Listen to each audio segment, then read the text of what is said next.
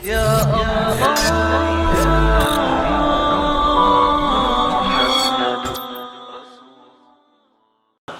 son that will be a means of comfort and joy.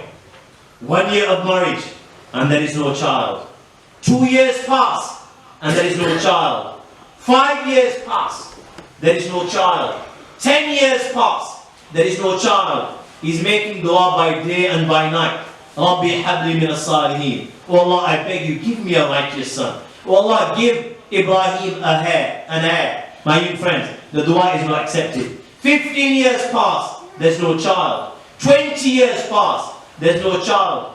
30 years pass, there's no child. 35 years pass, there's no child. Ebrahim keeps on making the dua. Rabbi habli min as-salihin. Rabbi habli min as-salihin. My young friends, at this moment in time, Ebrahim is aging. As every day passes, Ebrahim is becoming weaker. The color of his hair are changing. Our mother Hazrat Sarah has now passed the age in which women normally would give birth to. But there's still no child. Ebrahim is still making dua. Rabbi habli min as-salihin. Aql is saying that the future is getting bleaker and bleaker, darker and darker, and gloomier for Ebrahim, because his bones are becoming weak, his hair are turning color, his wife has passed the age in which women normally gives birth to. My young friend, look at the level of iman of Sayyidina Ebrahim alayhi salatu wasalam. There was no such thing, la taqnutu min rahmatillah, as losing hope in the mercy of Allah subhanahu wa ta'ala. My young friends, because Ibrahim alayhi salatu wasalam knew, whoever loses hope in Allah, he is a loser in the dunya, and he will be a loser in the akhirah. And why should Ibrahim lose hope in Allah? My young friends, Ibrahim was making dua, and he was calling upon no ordinary being. He was calling upon the greatest of all beings. He was calling upon Allah. Who is Allah? Lord of the Arsh, Lord of the Kursi, Lord of the heavens and the earth, Lord of the entire universe, Lord of everything that exists out there, the possessor of kun fayakun. إنما أمره إذا أراد شيئا أن يقول له kun fayakun. Whenever Allah wishes anything, whenever Allah desires anything, all Allah says kun be, and that thing is within a zillionth of a second. That thing comes into wujud, that thing comes into existence. Ala kulli shay'in qadir. He was calling upon that Allah that has the power to do whatever He wishes, whenever He wishes. So why should Ibrahim lose hope? This was the being, the superior being Ibrahim was calling upon. Logic and aql says a child cannot be born without a mother and father. Ibrahim was making dua to that Khuda and that Rabb that had already created Isa alayhi salatu wasalam from a mother without a father. The aql and the intellect and science say a child cannot be born without a mother and father. Ibrahim alayhi salatu wasalam was making dua to that Allah who had already created, who had already defied science, who had already created Hawa from a male without the aid of a female. Aql and science say a child cannot be born without a mother and father. Sayyidina Ibrahim alayhi salatu wasalam was making dua to that Allah who had already created as Adam alayhi salam without a mother and father. My young friends, why should he lose hope in the mercy of Allah? Ibrahim was making dua to that Allah who would give as Maryam alayhi salam the fruits of winter, He would give her in summer, and the fruits of summer He would give her in winter. كلما دخل علي زكريا المحراب. Open the book of Allah. Read what Allah says. وجد عندها رزقا. قالت يا مريم أن لك هذا. Whenever Zakaria alayhi salatu wasalam would visit Hazrat Maryam alayhi salam, he would find all types of fruit in front of this little girl. It's winter. There are no fruits of summer within the land of Jerusalem, but he sees the fruits of summer there. He can see the fruits of summer in winter and the fruits of winter and summer. He would be shocked and he would ask this little girl Maryam, "Oh Maryam, I'm the only one that has the key to this mihrab. I'm the only one that has the key to this room. I'm the only one that has the key. I'm the one that opens it. I'm the one that closes it. Nobody has access. Nobody can get to this room. Where does all this fruit come from? I don't bring this fruit." And she would say, "O Zakaria, min indillah, my Lord Allah gives me this fruit. Inna Allah yarzuqu man yasha bighayri hisab." Allah provides without hisab. This was the Allah Ibrahim was making dua. Why should should Ibrahim lose hope? My young friends, he was making dua to the Allah that heard the cry of Yunus alayhi salam. Where was Yunus alayhi salam? He was in the stomach of a whale. There was the darkness of the stomach. Then there was the darkness of the sea. Darkness upon darkness.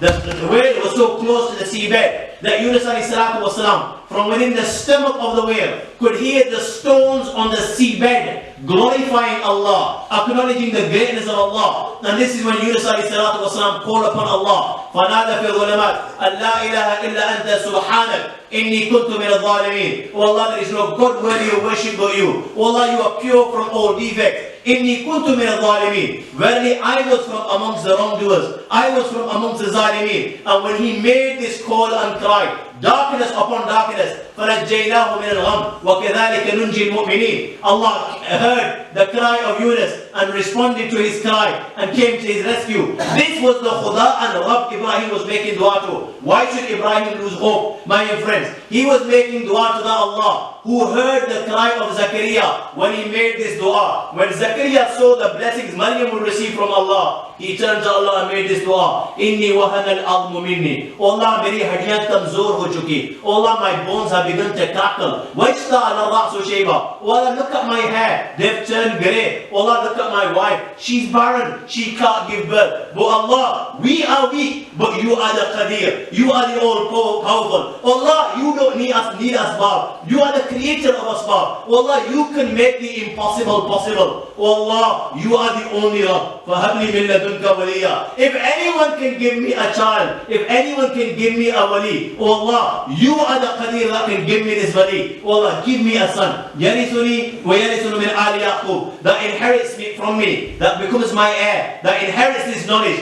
And Allah subhanahu wa ta'ala responded to the call and dua and cry of Zakaria and gave him the son Yahya. This was the Khuda that Sayyidina Ebrahim alayhi salatu wasalam was making dua to. Why should Ibrahim lose hope? He made dua and dua and dua. And this is a message that I would like to convey to my young friends. If Allah hasn't blessed you with a child as yet, never lose hope. There is only one being that can help. If you lose hope, you will be a loser in this world. And you will definitely be a loser in the next world. Keep on making dua. Keep on making dua. Get up in the latter third of the night. Prostrate. Show your weakness before Allah and make dua. رَبِّ حَبْلِ مِنَ الصَّالِحِينَ رَبَّنَا هَبْ لَنَا مِنْ أَزْوَاجِنَا وَذُرِّيَّاتِنَا قُرَّةَ أَعْيُنٍ. Oh Allah, give us children that will be a source of peace, a source of comfort and coolness of our eyes. Keep on crying, keep on begging. Inshallah, inshallah. When the time is right for you, and if it's right and good for you to have a child, inshallah, Allah will bless you with a child. Allah subhanahu wa ta'ala will bless you with a child.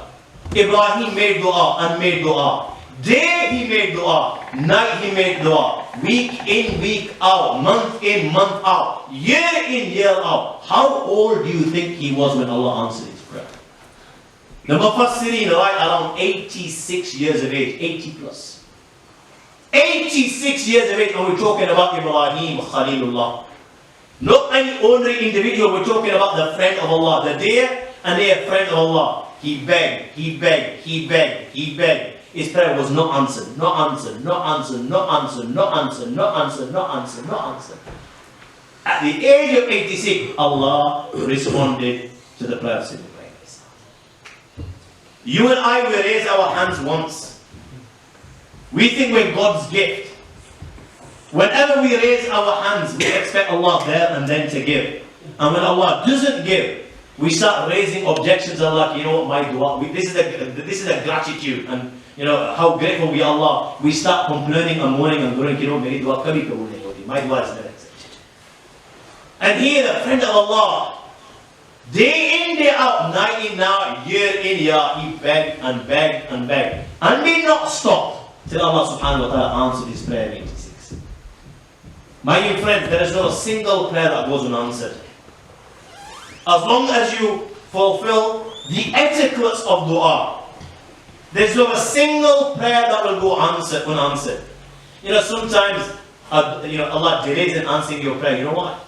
And this is my explanation. Maybe Allah subhanahu wa ta'ala loves the way you're begging. He loves the way you beg. He loves the way you cry.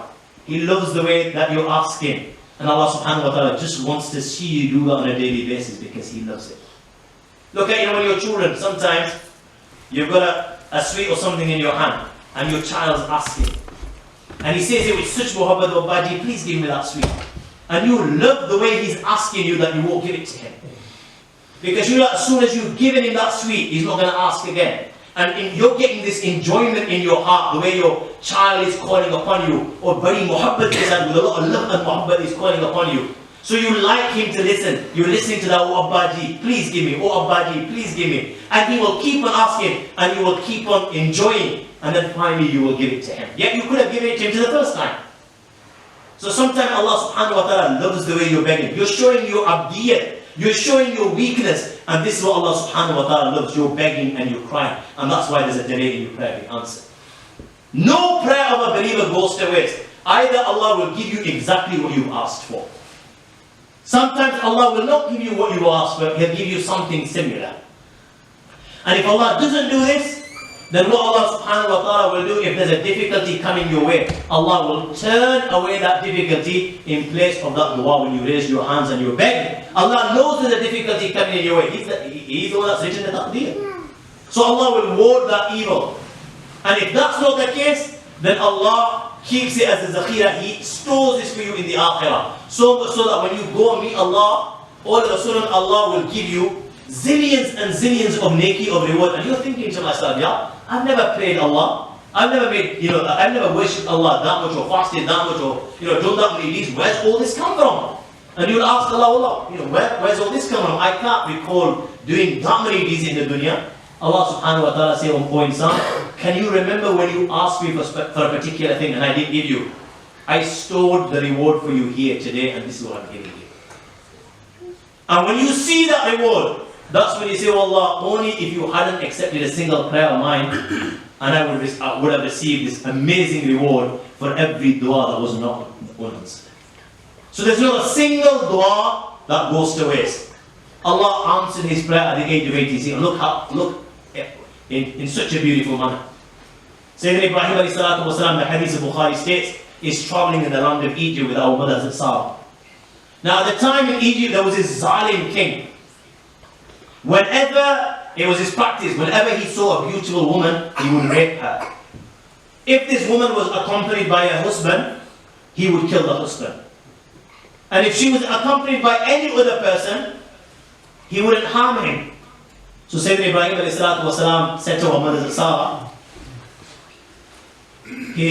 tell this king that you're my Muslim sister in deen. You and I are the only believers on the face of this land. He'll end up killing me. So tell him that you are my sister, referring to sister in deen. Now when the king approached her, she stood before the Almighty Allah in prayer. And this is what our deen teaches. That whenever you're in difficulty, Ya ayyuhal ladhina amanu ista'inu bis-sabri was-salah. Forget looking for your peer and your shaykh, or taweez or anything like this. Turn to Allah. Ya ayyuhal ladhina amanu ista'inu bis-sabri was-salah. And the more patient you are, and the more you offer prayer, whenever Rasulullah was in difficulty, he would turn to prayer. On the night of Badr, when all the Muslims were sleeping, the Prophet spent the entire night in prayer. Whenever the wind would blow, Prophet would rush to prayer. When there was difficulty in terms of eclipses, lunar eclipse, solar eclipse, Prophet would turn to prayer and read Salatul Khusuf, Salatul Khusuf. When there was no rain, Salatul Isqa, again he would pray and turn to prayer. When he was in need, Salatul Haja, he would turn to prayer. When he wanted to make mashwara with Allah, Salatul Istikhara, the Prophet would turn to prayer. The more you pray, turn to Allah, and the more patient you are, my young friends, the more you will receive the help of Allah subhanahu wa ta'ala. So she turned to prayer and she made dua. Allahumma in kunta ta'lam anni amantu bik. Wallah, you know that I believe in you. Wa bi rasuli, and your Rasul Ebrahim. Wa ahsantu farji ila ala zawji. Wallah, you know that I preserved myself all these years. I preserved myself for my husband. فَلَا تُصِلَتْ عَلِيَ هَذَا الْكَافِرِ. Allah, I beg you, don't allow this kafir to get advantage of me. She finishes her prayer, and the king advances with an evil intention. He extends his hands towards our mother Sarah. Her dua was accepted. and his hand became paralyzed. He said to our mother, Hazrat Sarah, make dua to your God to make my hand better. And if your God makes my hand better, then I will set you free. She makes dua to Allah, and his hand becomes better, but he doesn't honor his word. He turns to her again, and again she makes dua. Allahumma in kunta ta'lam anni amantu bik wa bi rasulik wa ahsantu farji ila ala zawji fala tusallit ali al-kafir. Wallah, you know I believe in you and your messenger, and I preserve myself my entire life for my husband. Don't allow him to get the better of me. And again, second time he advances with evil, his hand becomes paralyzed. And again he says to her, make dua to your Allah. If your Allah makes me better, I will set you free. She makes dua, he gets better. But for the second time, he doesn't honor his word. The same incident takes place for a third time. And this time, my friends, he honors his word. And he says to his people, get rid of her, she's a jinniya. This woman's a jinn, she's not a human being. And at the same time, he gives her a gift in the form of our mother Hazrat Hajar. Our mother Hazrat Sarah, when she receives this gift in the form of our mother Hazrat Hajar, she gives this gift to Sayyidina Ebrahim, saying, O Ebrahim, if Allah hasn't given you a child through me, maybe Allah will give you a child through Sarah, through Hajar, through this one. Look at the love that she had for Sayyidina Ibrahim alayhi salatu wasalam. That she's giving Ibrahim this gift, saying, to Ibrahim, maybe Allah will bless you with a child through her. And this is how the dua of Sayyidina Ibrahim alayhi salatu wasalam was accepted. Within a short time, our mother Hazrat Hajar is now expecting. Soon as our mother Hazrat Sarah saw this, it was difficult for her to handle, just as it would be for any woman in that position. Zahir that she was a woman at the end of the day, she had feelings. You know, as a woman, you're thinking, all these years, you know, I have so much love for my husband, but I couldn't give him this one thing. So when she saw Hazrat Hajar in this position, it was difficult for her to handle, and naturally she said to Sayyidina Ibrahim, Ibrahim, please, take her away from here, I can't handle this. Now soon as our mother Hazrat Hajar heard this, feeling uncertainty, not knowing what will become of her, she ran away and began to reside near a spring and stayed there till Jibreel Amin came and gave her glad tidings. O Hajar, you're going to have a son. The name of this child will be Ismail. And Hajar, you will see a lot of good at the hands of this son. You have nothing to worry. This is when our mother Hazrat Hajar returned. Now a child is born. And the name of this child is Ismail. Now my dear friends, if Allah subhanahu wa ta'ala wanted, He could have asked Sayyidina Ibrahim, kill and then sacrifice the child. If Allah wanted, He could have asked Ibrahim, as soon as Ismail came in the world, oh Ibrahim, show me how much you have love for me. I want you to sacrifice this. Allah could have done this. And if Ibrahim did this, it would have been an amazing sacrifice. It would have been an exceptional sacrifice. But Allah subhanahu wa ta'ala didn't do this. He didn't ask Ibrahim to sacrifice Ismail as soon as Ismail came into this world. Why? You know why? Because Allah subhanahu wa ta'ala was not looking for an amazing sacrifice. Allah was not looking for an exceptional sacrifice. What Allah wanted was the highest sacrifice. Allah wanted the ultimate sacrifice. This is what Allah subhanahu wa ta'ala was looking for. Even though if Ibrahim sacrificed Ismail there and then, it would have been amazing. Well, Allah subhanahu wa ta'ala, when it came to Ibrahim, was looking for the ultimate. Let me give you an example. You know, if a child is born to one of us, and let's say the child was to die as soon as he was born, naturally, you will feel sad. You will cry. Even though you haven't bonded with the child, Allah has naturally placed love inside the heart of a mother and father, that if you were to lose a child as soon as he's born, you will be saddened and you will cry. But how long will you cry for? A few days? A week? 2 weeks? Time cures everything. This is scenario number one. You're losing your child immediately. You will be sad for a few days. Well, can you imagine if Allah subhanahu wa ta'ala gave you a child, the child lived. You bonded with the child. And let's say now, at the age of maybe 10, Allah took away your child. The difference between the two scenarios is the difference between heaven and earth.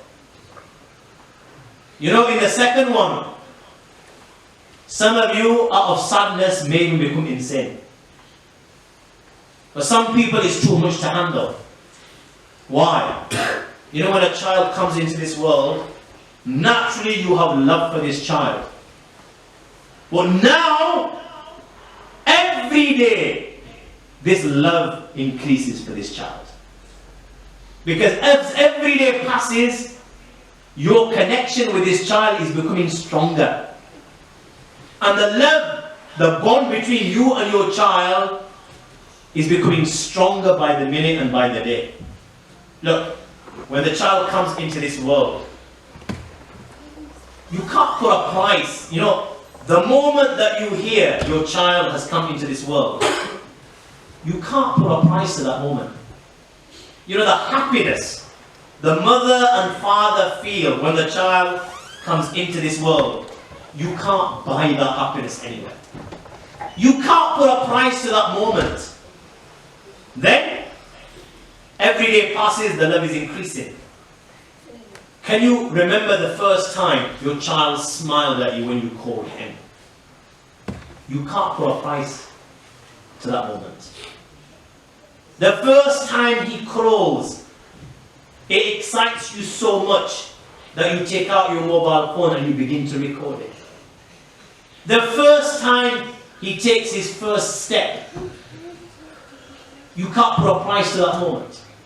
The first time he calls you Abba Amma, you call the entire family and look what he's saying. It sends you to the seventh heaven.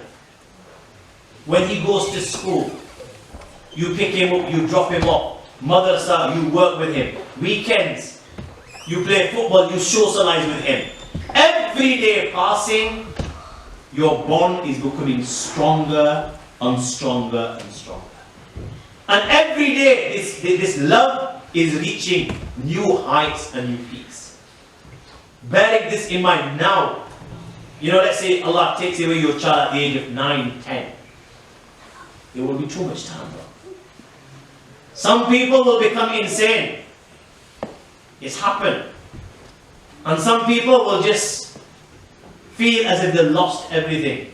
Now, all the memories of the last 10 years will keep on flashing in your mind. You'll begin to hear things. And for some, it will take years to handle. Allah subhanahu wa ta'ala is looking for the ultimate sacrifice. This is the sacrifice Allah wants. Allah wants Ebrahim to bond. And when this bond becomes unbreakable, now Allah wants to see, does Ebrahim love me more? Or does he love this child more? And what does Allah subhanahu wa ta'ala do? Allah orders Ebrahim to leave this child in a place called Makkah. 86 years of age when Allah gave him. How much difficulty, how much crying, how much begging he must have done. And now the child is still drinking his mother's milk. And Zahir, by the, you know the love when the child is still, when he's still young. You can't explain it. Allah wants him to leave this child with his mother, his wife that he loves, hundreds of miles away in a place called Makkah. Ibrahim is in the land of Sham. He leaves with Sayyidina Jibreel alayhi salam. And you know, Makkah in those days was not like what Makkah is today. Makkah was a barren desert. There was no trees. There was no water. There was no human being. The only thing that you would find in Makkah at the time Ibrahim left, there was no building, nothing. Nothing other than sand, black mountains which have become black because they can't tolerate the heat of the sun, because it exceeds 40 to 50 degrees in the summer months. This was the only thing in Makkah.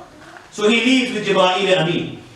And when he left with Ebrahim, I mean, every time he asked Ebrahim, when he saw green grass, your pasture, beautiful land, he asked, "Oh Ebrahim, is this where Allah has ordered me to leave Ismail and Hajar?" And Ebrahim would reply, "No." Every time he saw green grass, he would ask this question. And Ebrahim would say no. Till they got to this place called Makkah. Barren desert, scorching heat, black mountains, burning sun. And Ebrahim says, "Oh Ebrahim, this is the place where Allah has ordered you to leave Ismail and Hajar." You know, when you think of this story of Ebrahim, it just baffles you. How can who from amongst us would be prepared to do that?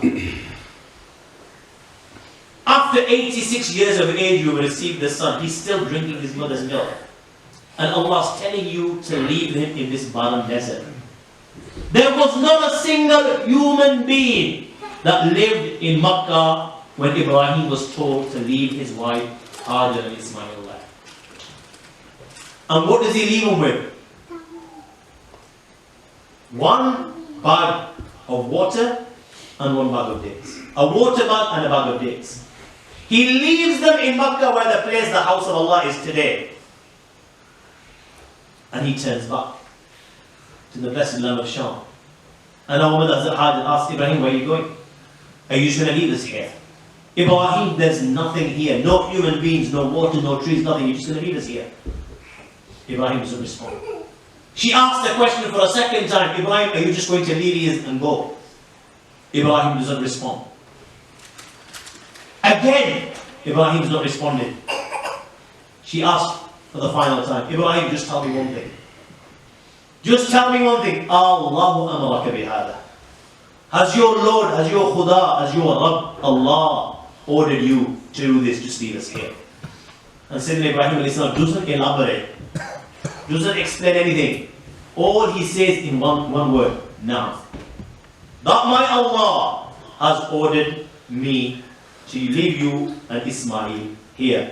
And he continues. Look at the level of Iman and look at the reliance. Forget Ibrahim for 1 second. Just look at our mother as a Hajar.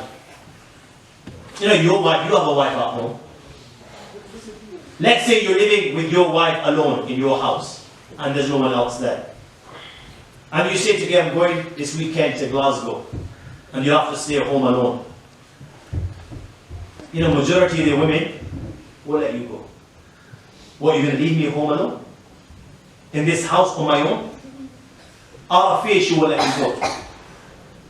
Can you imagine leaving her in a desert on her own with nothing? My young friend, she will eat you alive. And I'm no different. Look at the level, look at the tarbiyah Ibrahim must have done on our mother Hajar.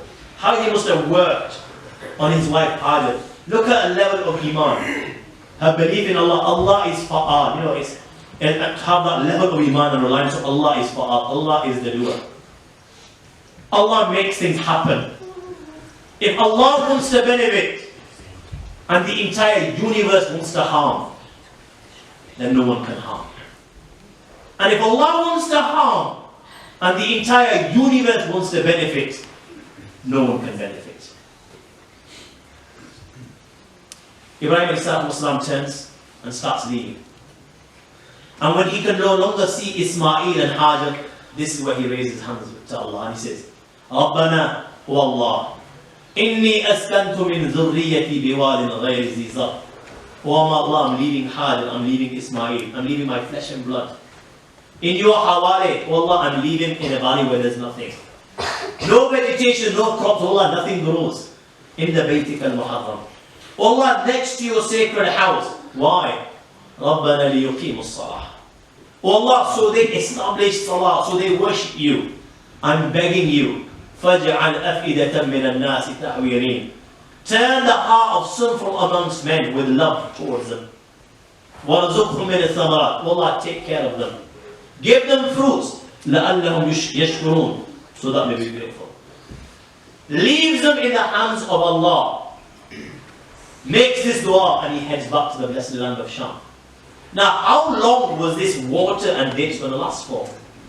She eats, in turn there's milk, and she feeds Ismail. But for how long? After a few days, there's no water, there's no dates,